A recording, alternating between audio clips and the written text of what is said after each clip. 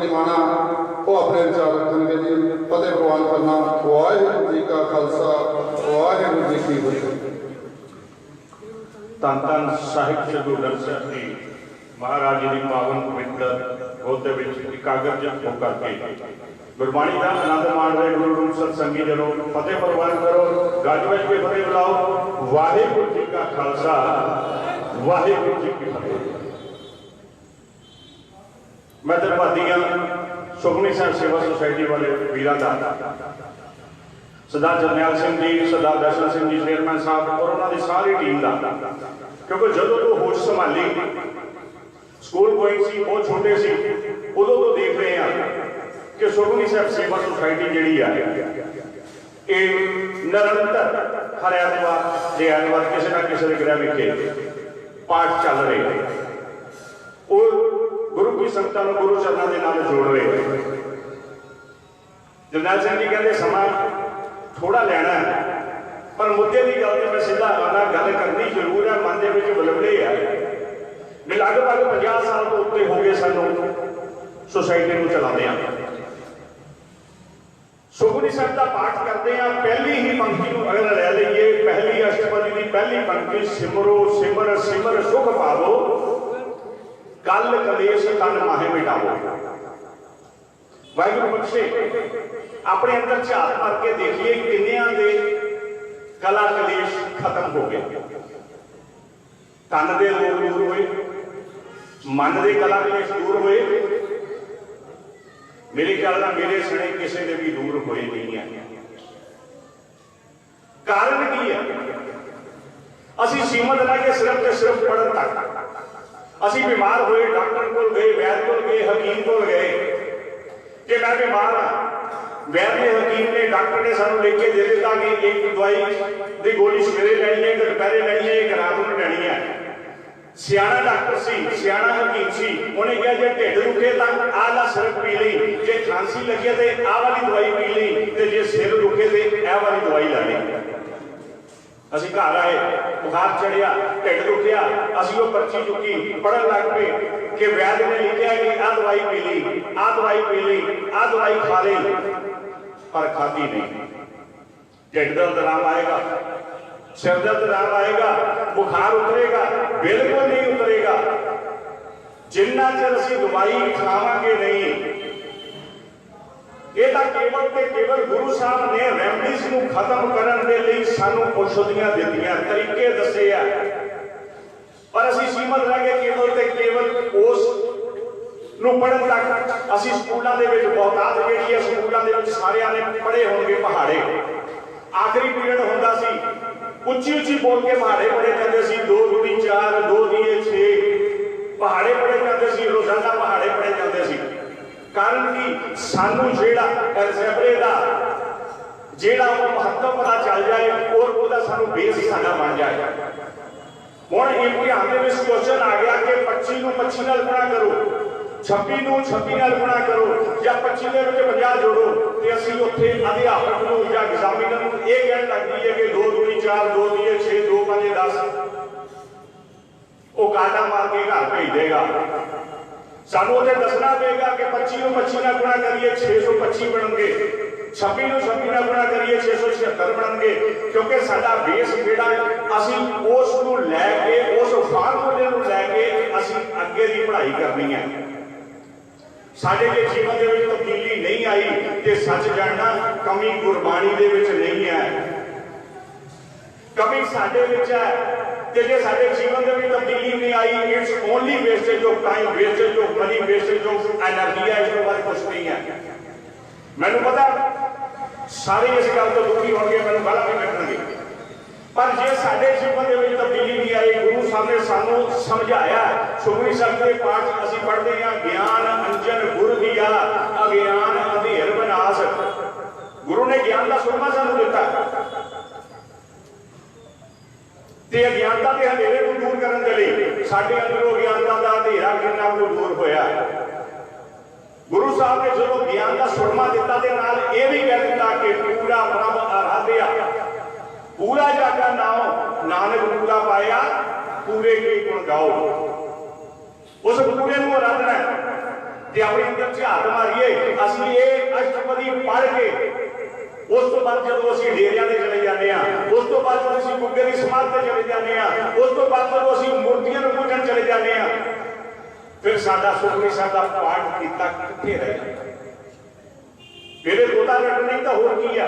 ਇਹ ਵਧਾਈ ਦੇ ਪਾਤਰ ਹੈ, ਇਹਨਾਂ ਦੇ ਚਰਨਾਂ 'ਚ ਸਜਦਾ ਕਿ ਉਹ ਉਪਰਾਲਾ ਤਾਂ ਕਰਦੇ ਆ। ਔਕਾਤ ਮੇਰੇ ਜੇ ਮੂਰਖਾਂ ਦੀ ਐਸੀ ਹੈ ਜਿਹੜੇ ਉਪਰਾਲਾ ਵੀ ਨਹੀਂ ਕਰਦੇ। ਇਹ ਮੀਲ ਪੱਥਰ ਤਾਂ ਬਣੇ ਆ ਜਿਹੜੇ ਦੱਸਦੇ ਆ ਕਿ ਦਿੱਲੀ ਇੰਨੀ ਦੂਰ ਆ, ਦਿੱਲੀ ਇੰਨੀ ਦੂਰ ਆ, ਪਰ ਮੀਲ ਪੱਥਰ ਉੱਥੇ ਦਾ ਉੱਥੇ ਖੜਾ ਰਹਿੰਦਾ। ਗੁਰੂ ਸਾਹਿਬ ਨੇ ਗਿਆਨ ਦਾ ਸੁਰਮਾ ਦਿੱਤਾ ਕਿ ਪੂਰੇ ਨੂੰ ਆਰਾਧਨਾ, ਤੇ ਜੇ ਅਸੀਂ ਪੂਰੇ ਦੇ ਨਾਲ ਜੁੜੇ ਨਹੀਂ ਆ ਤੇ ਸੱਚ ਜਾਣਨਾ, ਫਿਰ ਪੂਰੇ ਦੇ ਵਿੱਚ ਸਮਾ ਵੀ ਨਹੀਂ ਸਕਾਂਗੇ। ਫਿਰ ਜਮ ਮਰਿਆ ਫਿਰ ਜੰਮੈ, ਬਹੁਤ ਸਜਾਏ ਪਿਆ ਦੇਸ਼ ਲੰਮੈ। ਅੱਜ ਸੱਚ ਦਾ ਹੋਕਾ ਦੇਣ ਵਾਲਾ ਕੋਈ ਨਹੀਂ ਹੈ। ਅੱਜ ਸਾਡੀ ਗਿਆਰਤ ਮਰ ਗਈ। ਅੱਜ ਸਾਡੀਆਂ ਪੰਜਾਬ ਸਕੂਲ ਸਿੱਖਿਆ ਬੋਰਡ ਦੀਆਂ ਕਿਤਾਬਾਂ ਦੇ ਵਿੱਚ ਤੁਸੀਂ ਦੇਖਿਆ ਹੋਵੇਗਾ ਵਾਇਰਲ ਹੋ ਰਹੀਆਂ ਵੀਡੀਓ। ਅੱਜ ਗੁਰੂ ਦੇ ਇਤਿਹਾਸ ਨੂੰ, ਗੁਰੂ ਸਾਹਿਬ ਦੀਆਂ ਜੀਵਨੀਆਂ ਨੂੰ ਵਿਗਾੜਿਆ ਜਾ ਰਿਹਾ। ਮੇਰੀ ਜ਼ੁਬਾਨ ਸਮਝੇ, ਮੇਰੇ ਮੂੰਹ ਚੋਂ ਅਲਫਾਜ਼ ਨਹੀਂ ਲਿਖਦੇ ਜੋ ਉਹਦੇ ਵਿੱਚ ਲਿਖੇ ਗਏ ਆ ਗੁਰੂ ਸਾਹਿਬਾਨਾਂ ਵਾਸਤੇ। ਬੰਦਾ ਸਿੰਘ ਬਹਾਦਰ ਨੂੰ ਬਲਾਤਕਾਰੀ ਤੱਕ ਕਿਹਾ ਗਿਆ, ਉਸ ਨੂੰ ਛੱਡੋ।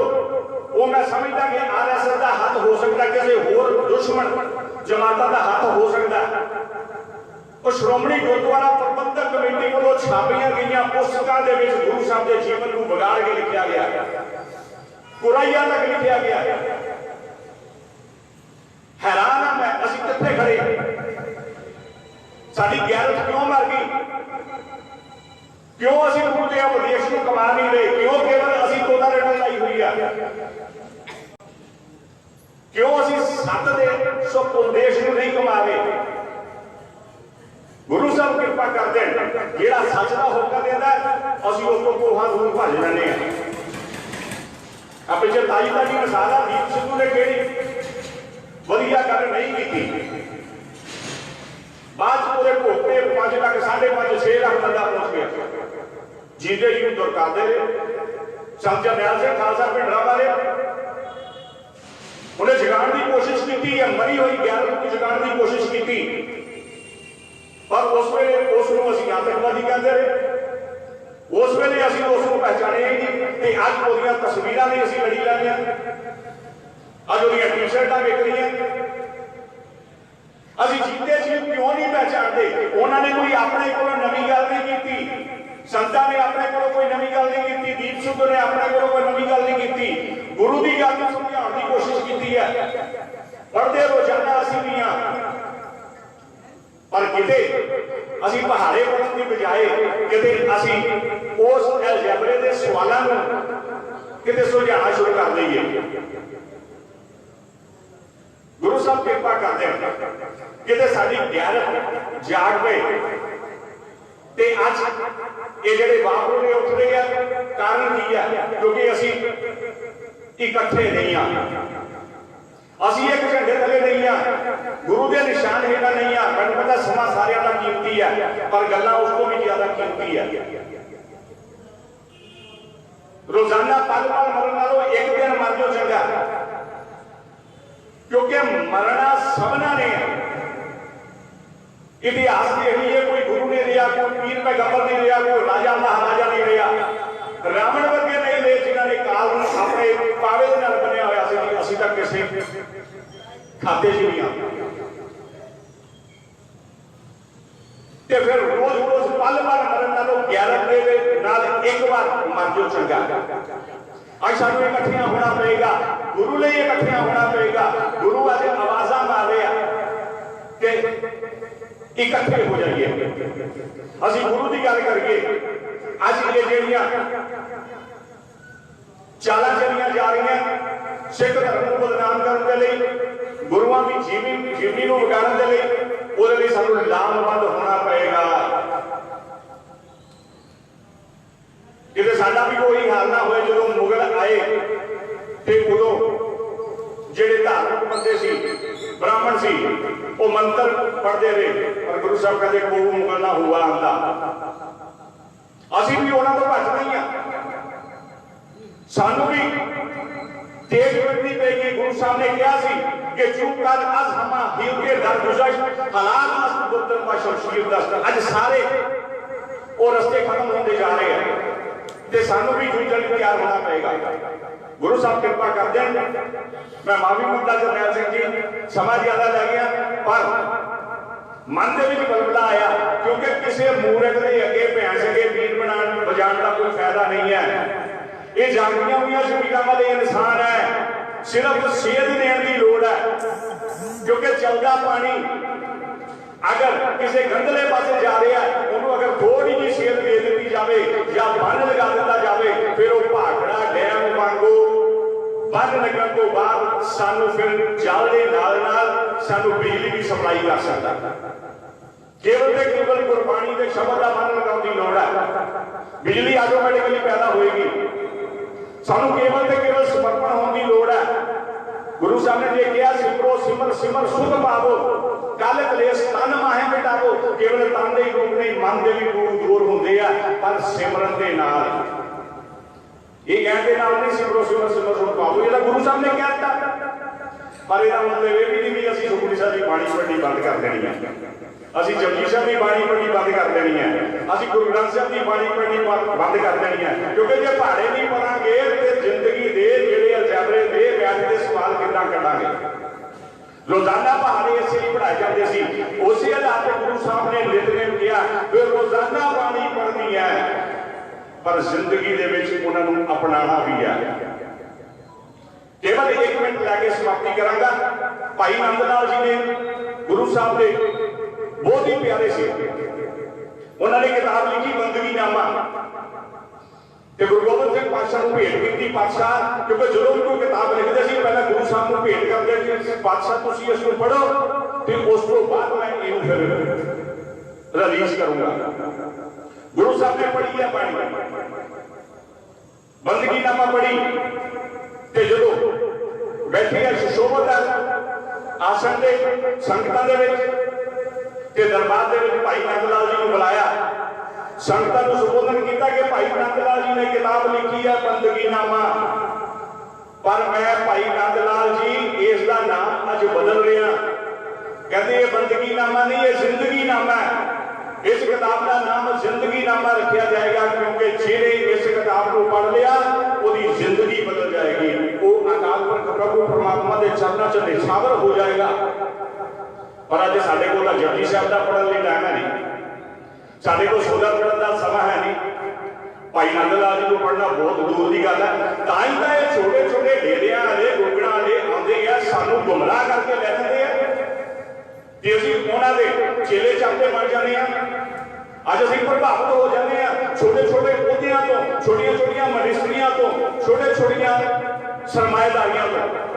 क्योंकि एक सानू उदाहरण याद है कि जिहदे घर दाने उहदे कमरे भी सियाणे। पर गुरु साहब का पुछ के देखो, गुरु साहब का कहते जिनका पल्ला धन वसा तिनका नाम फकीर, जिनका हिरदा कुंभ वसा सेन कुड़ी कहीर। असीं गुरु नूं पुछिए, असीं इस कहावत नूं ना देखिए, असीं देखिए कि सरमाएदार गुरु की नजर दे विच कौन है। गुरु साहब कृपा कर दें कि असीं गुरु के उपदेश नूं कमाना भी शुरू कर दईए।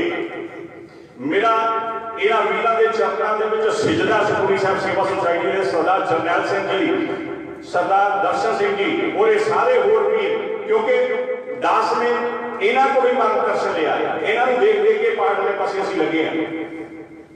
पर गुरु साहब कृपा कर दें कि असीं पढ़न दे नाल नाल कमान बारे भी कहना शुरू कर दईए। अज बड़ी वधिया मिहनत मैं इन्हां दी देखी है, एक होर नवीं सेध रही है।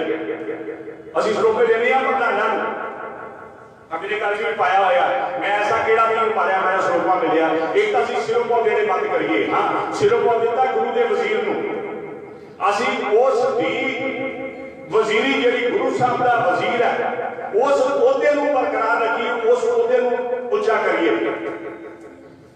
चंगा तो यह सी कि मुहल्ले दे विच कोई झगड़ा होवे तां असीं सारे मुहल्ले वाले इकट्ठे होइए ते गुरु के वजीर दे कोल आइए कि आ मुहल्ले दे विच आ झगड़ा होया, फैसला तुसीं करो। बस जी टुटे जी प्रधान को बुला लेने वो भी आवाज मारता ज्ञानी जब मेरे घर पहला सिलेंडर छड़ गया असं ओहदे नूं खत्म करता ते गुरु दी खुशियां कित्थों लै लांगे। बहुत बड़ा इन्होंने रेवोल्यूशन लिया गुरु के वजीर को जो सन्मानित किया, क्योंकि सिरों पाव की असं मतलब ही नहीं समझ पाए। सिरों पाव का मतलब है सिर को लैके पैर तक कजन वाला कपड़ा सिरों पाव, ते सिर को लैके पैर तक कपड़ा जेड़ा ढकन वाला कपड़ा इको ही है, वो कफन। बाकी सारे अलग अलग है, पैंट अलग है, कमीज अलग है, पग अलग है, हर चीज अलग अलग है, बनियान अलग है, कछहरा अलग है, निकर अलग है, हर चीज अलग अलग है। सिर को लगे पैर तक अगर कोई कजरा तो केवल कफन कटता, सिरों पाव देन ओनू देना जिन्हें कोई ऐसा कार्य किया होवे जिन्हें सामने मौत दिखती होवे ते गुरु लई अपने परिवार में नहीं, गुरु लई गुरु की संगत लई अपने जान की परवाह ना करदियां होइयां वो कार्य नूं नेपरे चढ़ा देवे, वो सिरों पाव दा हकदार है। मत्स्य रंगड़ दा सिर लाया, गुरु नाल सिरों पाव दिता गया, पर असीं कख नहीं किया, सब तो लेट आया। मैं पता दोबारा मैं सिरों पाव नहीं मिलना, ते ना ही मैं यहो जी सिरों पाव की लोड़ है। जिधर असी सिरों पाव के मतलब को समझ गए, देण वाले को भी अंदर ओदा झुड़ेगा ते लैण वाला भी कंबेगा कि मैं की ऐसा काम किया कि मैं सिरों पाव लै लिया। वाहिगुरू बख्शे, ठीक है कि जी झूठी मोह आया सानू मिठी कौम है जी मारती है। गुरु साहब कृपा करते हैं, मेरा किसी का कोई प्यार विरोध नहीं है, केवल तो केवल मन किया कि गुरु की गल की जाए। तो खीर दे विच अज गुरु साहब ने उस गल ते मोहर लगाई है, जिहड़ा हुक्मनामा आया, मात गर्भ में आपन सिमरन दे तैं ते मुरादा था। सानू तो माता के गर्भ च ही देता अपना सिमरन, ਅਸੀਂ ਅੱਜ तक पढ़ी जाने सिमर सिमर सुख पर सिमरिया नहीं। ਅਸੀਂ किते अमृत वेला संभाल के किते ਉਹਦੇ नाम का सिमरन शुरू कर दईए ते सच जानना, फिर साडा जीवन प्रमाण हो जाएगा ते जीते जी साडा मरना भी प्रमाण हो जाएगा। वाहिगुरू बख्शे, अगर कोई बंद घट कर गई होवे दास दोनों हाथ जोड़ के जोड़ियां च खड़ के माफी का खासकार है, पर अज किते साडे जीवन दे विच तब्दीली आ जाए। मैं अपनी गल नहीं कर रहा क्योंकि दास तो है ही मूर्ख अकिरत घण, मैं जिहा ना अकिरत घण कोई हैप्पी ना होवन हारा। मैं तो समझदा भी साडा जीवन का एक गंदी नाले के कीड़े तो भी ज्यादा बदतर है, क्योंकि वो बारे सानू पता गंदी नाली का कीड़ा है, पर साडे बारे तो पता ही नहीं। साडे लिबास इन्ने सोहने पाए आ, अंदरों असीं किन्ने को कोड़े आ सानू पता। ਅਸੀਂ शीशे सामने जो खड़ते हैं सानू पता है किन्ने को कोड़े किन्ने को गुनाहगार है। गुरु दे गुरु सानू साडी औकात तो कितना वध दे रहा, पर असीं किन्ने को अकिरत घाना सानू पता। पर गुरु की गल अगर चंगी लगी होवे तां जरूर अपनाउण दी कोशिश करना। ते हुण मैं जिथे उस अकाल प्रभु परमात्मा का धन्नवाद करांगा, उत्थे मैं बेनती करांगा साडी अपनी सरकार जो, क्योंकि गुरदीप सिंह टिटू जी ने बेनती की है, हुक्म लाया चेयरमैन साहब है, मैं बेनती करांगा एक मिनट बिटू जी तुसीं आप ही आ जाओ, आ जाओ एक मिनट संगत का धन्नवाद कर दो, आ जाओ एक मिनट धन्नवाद करके सिरों पाव जिहड़े तुसीं देने हैं, क्योंकि मैं सिरों पाव की गल करके हटिया ना ही हक दे विच आ, पर हाँ ये बहुत 50 साल तो उत्ते हो गया इन्हां नूं इस मार्ग ते चलदियां, इस करके वधाई दे पात्र है। बेनती करांगा गुरदीप सिंह टिटू जी, वाहिगुरू जी का खालसा वाहिगुरू जी की फतेह।